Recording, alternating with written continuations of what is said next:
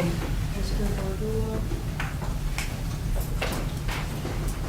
Honor, good morning. So at this time, the defense would be moving for a mistrial based on the evidence that has been presented so far. This is based. Yes. And this is based on the evidence that was presented in the prosecution's case in chief.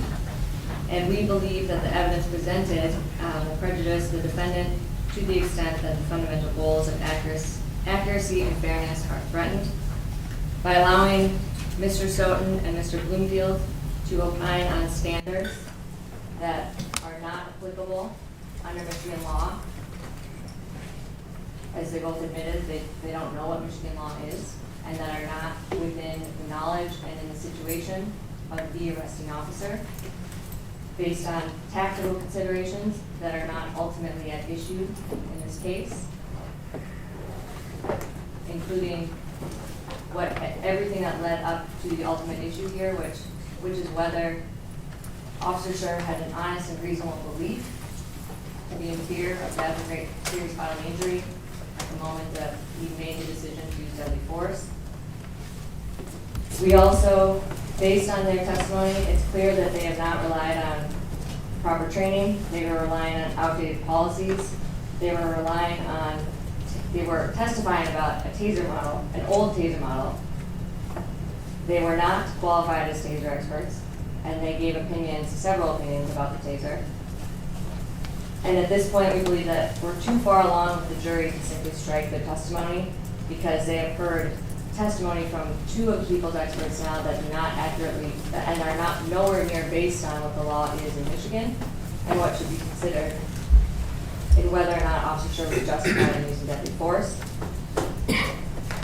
And so at this time, we would move for a mistrial on that issue. And if the court is not inclined to grant the mistrial, then we would be asking that their testimony is struck from the record. Although we don't think that would be enough, because they've heard too much now based on the tactical considerations. And under Supreme Court precedent, San Francisco v. Sheehan, the 2015 case, even under the Fourth Amendment, that it says even if the officers misjudge the situation, the court cannot establish a Fourth Amendment violation merely on bad tactics that result in a deadly confrontation that could have been avoided. Courts must not judge officers with the 20/20 vision of hindsight when they're quoting Graham versus Connor for that issue. So we'd be moving for a mistrial on those grounds. And alternatively, we would also be moving for a directed verdict based on the motions that we just filed with the court.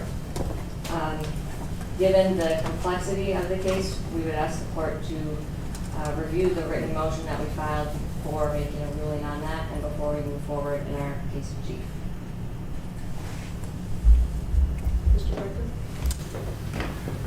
We haven't got a copy of the motions, that may be nice if we got one too, but I think there's no reason to grant a mistrial because they talked about objective reasonableness. The court, we talked about this over and over again in chambers, that objectively reasonable officer, and we made sure to stick with that standard to the testimony of the experts. So there's no basis.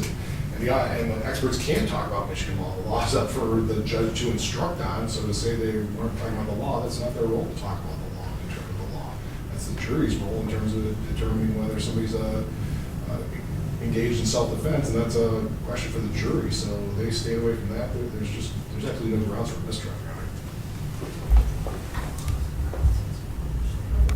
Anything else, Ms. Edmonton? The only thing I would add is while they were testifying, they were talking about the laws and policies from other states. They were talking about what applies from the International Association of Chiefs of Police. They talked about all of these other agencies from New Mexico and South Carolina that it's not grounded or not required under Michigan law. And we outlined that in our trial brief with and attached 4 declarations explaining that that is not something that Michigan law requires or that GRPD trains their officers.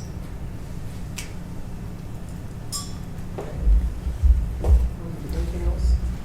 No, Your Honor. Mr. Becker? No, Your Honor. Okay. So, I'm prepared to rule on the motions for both the mistrial and directed verdict, which incidentally, as soon as we left the courtroom, I did receive the motion, I did review the motion, and I'm prepared to move forward on both of those at this point. I mean, I can still give you a break if you need one after, but as far as a mistrial is concerned, I do not believe that the expert's testimony rises to the level of requiring a mistrial. I believe that the fact that they were testifying, they clearly were testifying on generally accepted police practices. They never held themselves out to be experts in Michigan law, and as Mr. Becker stated, it's the judge's role to instruct on what, excuse me, on what the law is, and it was the expert's job to provide opinions based on how they apply the facts in this case as they have been presented thus far to reliable principles and methods. And I believe that they did that. So, and I believe that the fact that they did not testify based on what Michigan law is, that more so would perhaps go to weight to the extent that it does not agree with what I instruct the jurors on.